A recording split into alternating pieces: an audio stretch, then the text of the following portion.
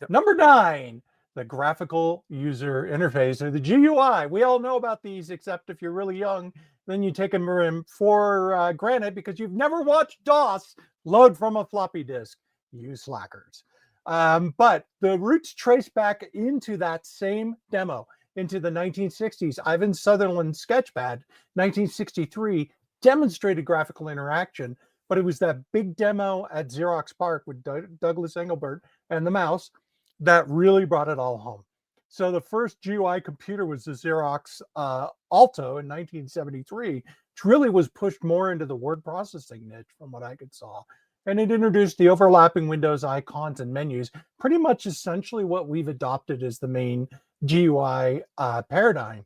And the mouse and what you see is what you get editor, that was all brand freaking new, right? The idea that you could get onto a screen, change a font, see the font on the UI, and that's what you would get out of the printer. That was like, to us, we're like, yeah, whatever, right? That was mind blowing back then.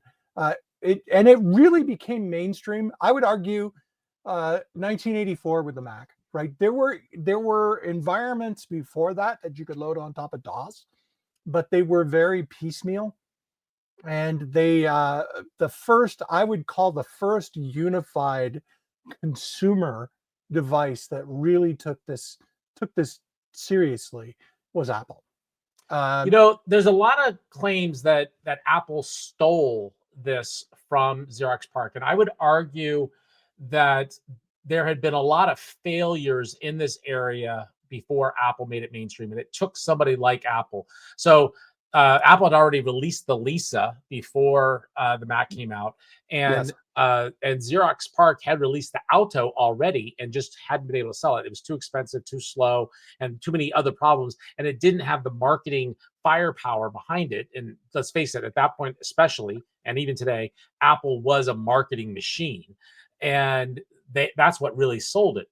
And if you don't have that kind of power behind it from a marketing standpoint and a drive standpoint and a vision standpoint, you're not going to be able to succeed when people just don't get it. Why do I need a computer that I use this thing that is called a mouse? I don't get it.